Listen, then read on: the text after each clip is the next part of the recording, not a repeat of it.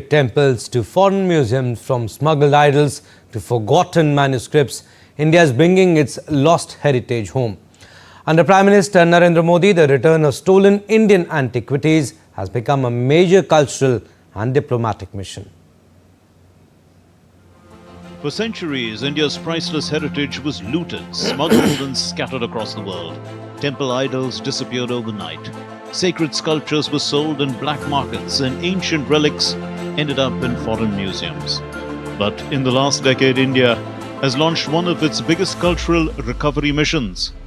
Since 2014, under Prime Minister Narendra Modi, more than 600 stolen antiquities and artifacts have been brought back to India from countries like the United States, Australia, Canada, and the United Kingdom.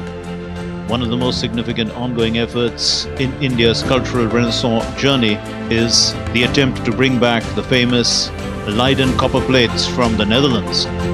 These extraordinary 11th century copper inscriptions belong to the powerful Chola Empire and are considered among the most valuable records of medieval Indian history. Preserved today at Leiden University in the Netherlands, the plates contain detailed inscriptions in Tamil and Sanskrit, describing the reign and achievements of Emperor Rajendra Chola. They speak of an India that was not isolated, but globally connected.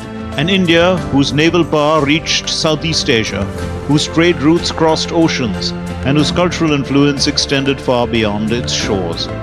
Historians regard the Leiden copper plates as vital evidence of India's maritime strength and civilizational outreach nearly 1,000 years ago.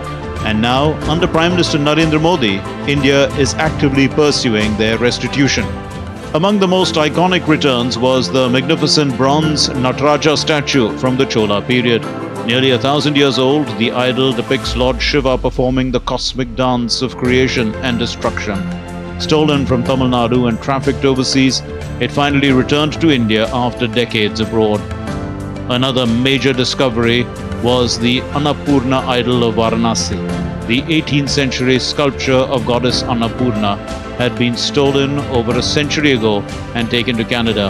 In 2021, it returned home to Kashi, symbolizing the emotional restoration of faith and tradition. India also recovered rare Buddha sculptures and sacred Buddhist relics linked to ancient civilization roots. Several sandstone Buddha statues, terracotta vases, and Buddhist panels dating back nearly 2,000 years have now returned to the country. The return of bronze Jain Tirthankar idols, Bahubali statues, and ancient Vishnu and Ganesh sculptures has further strengthened India's effort to reclaim its spiritual and artistic legacy.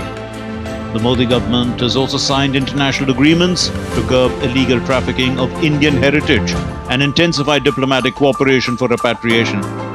These artifacts are not merely objects of art. They are pieces of India's cultural soul, returning home after centuries of separation. Tripti Tripaঠি's report, DD India.